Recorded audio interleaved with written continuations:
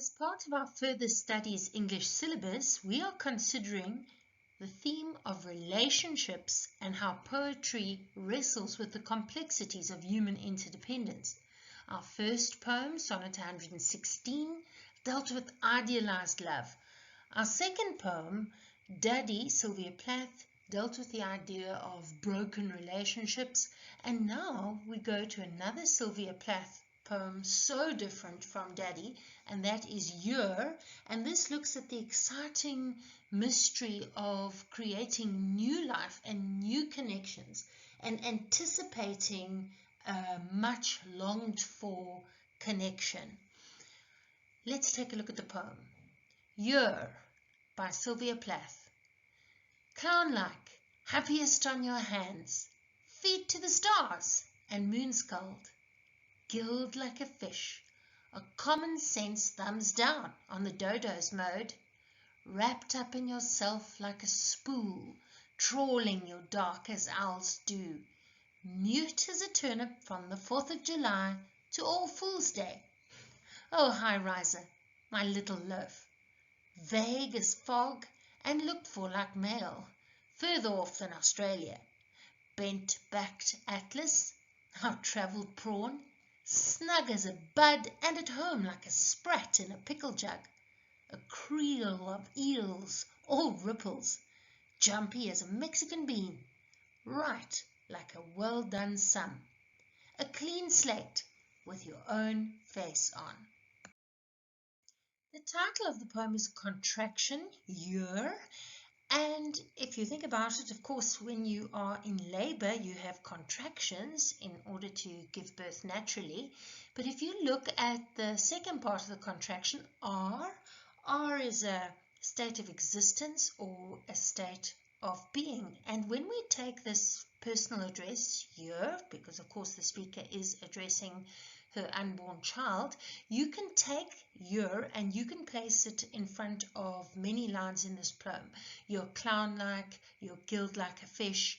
And then what's very clever is there are 2 stanzas in the poem and each stanza has 9 lines. And of course those 9 lines match the idea of the human gestation period of 9 months. So if you look clown-like, happiest on your hands, we know that a baby can move in the uterus, well, particularly when it's a bit smaller. By the time it gets to 9 months, movement is limited because of the size of the baby in relation to the uterus. But we've got the simile, clown-like. And immediately it's light-hearted, it's playful, we're linking to the idea of entertainment for a child, but clown-like, happiest on your hands. And the idea of almost doing somersaults and just being so excited and moving around, the playfulness is coming through, and then reinforced with the feet to the stars, which is such an optimistic idea. It sounds like reach for the stars. And we're bringing in universal magical elements like the stars and the moon. The shape of the head is described as moon-sculled, and we think of dreams. And then it says gilled like a fish. Now, of course, babies don't have gills. There's an umbilical cord, and they are taking nutrients from the mother through the umbilical cord, but early human embryos do have slits in their necks that look a bit like gills, and that's actually because humans and fish do share some DNA. But it's just the idea of this baby floating in the amniotic fluid, being compared to a fish in water, and then it moves on to a common sense thumbs down on the dodo's mode.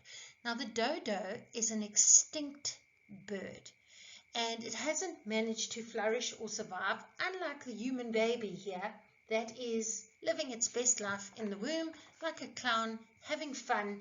And so the thumbs down is for the dodo, which is in opposition to the very lively human. Wrapped up in yourself like a spool, the idea of a spool would be something that can be unraveled, something with potential, something that could be developed, and then that wrapped up in yourself like a spool also suggests that anticipation of waiting for something to open or unravel. And there's a sense of empowerment for this fetus, for this growing baby. Then trawling your dark as owls do. Now, owls are wise and nocturnal, of course. They trawl, they search thoroughly at night for their prey. But the idea is here, this baby is wise. It knows its dark cavity, and it's happy and navigating its space. Then mute as a turnip. Now, of course, a turnip's a vegetable that's underground, and you know, vegetables like a turnip, you don't see it growing.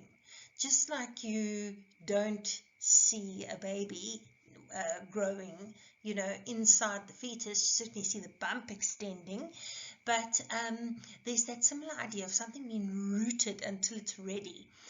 And then you've just got the 9-month period where she says, you know, it's rooted from the 4th of July to All Fool's Day, which is the 1st of April. And Sylvia Plath's daughter was actually born on the 1st of April. Then, oh, high riser. And a high riser is something with potential. Wonderful, playful, affectionate images. It reminds us of a bun in the oven. My little loaf. Wonderful alliteration. Once again, this sense of affection and anticipation for this connection that's already there in utero. Before examining this section, it is worth reminding you that this poem was written in 1960, which is the year that Sylvia Plath gave birth to Frida, her first child. So when the speaker says vague as fog and looked for like male, firstly, the idea of the baby itself being vague and unclear makes sense when you consider the lack of scans and technology available to mothers at the time. And so she wouldn't have a good idea of what her baby looked like, for instance.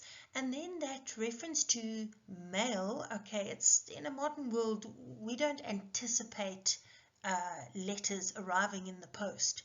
But the idea in 1960, that certainly would have been exciting, waiting for some sort of correspondence, mail, and that idea of further off than Australia. Remember, Australia is referred to as down under. So whether the speaker's based in England or America, Australia is far away.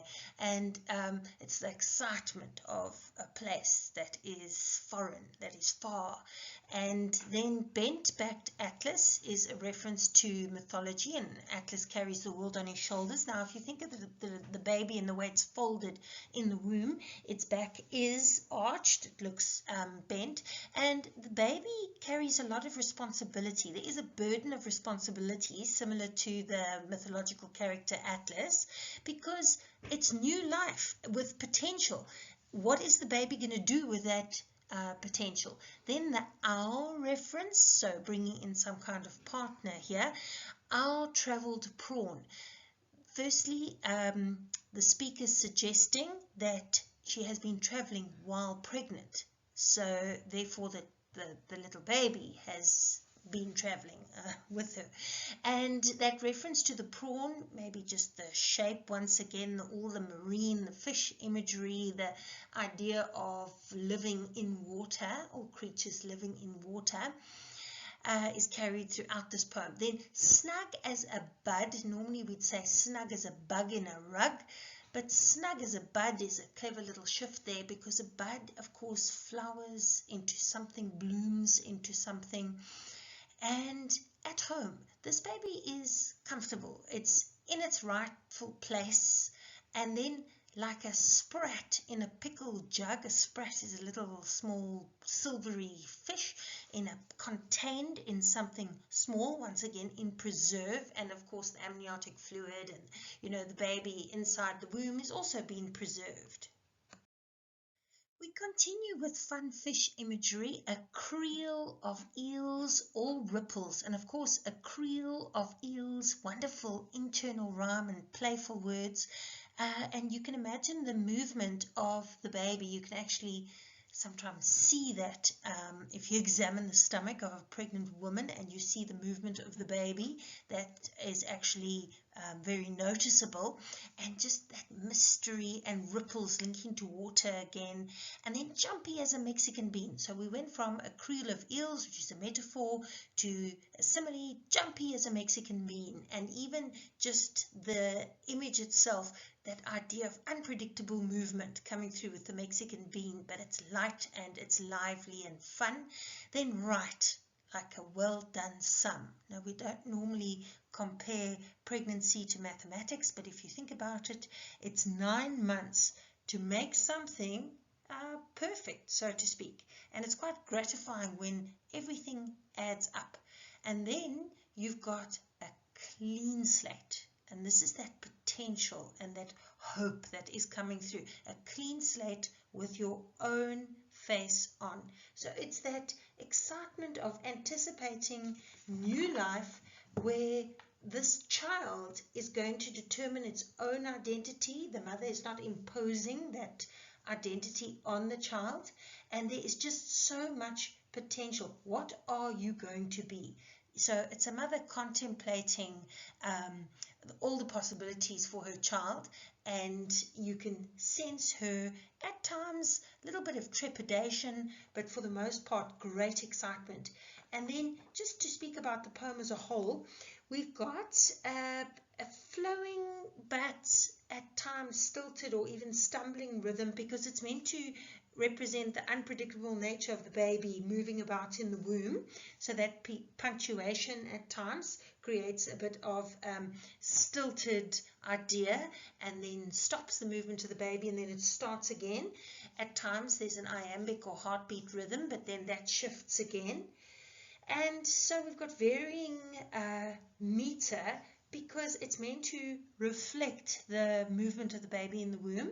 And then, you know, you've got 2 stanzas, 9 lines each for the gestation period.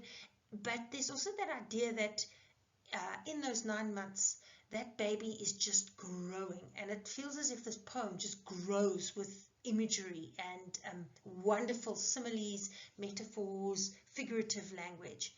And that is the last of the interpersonal connections under relationships for poetry.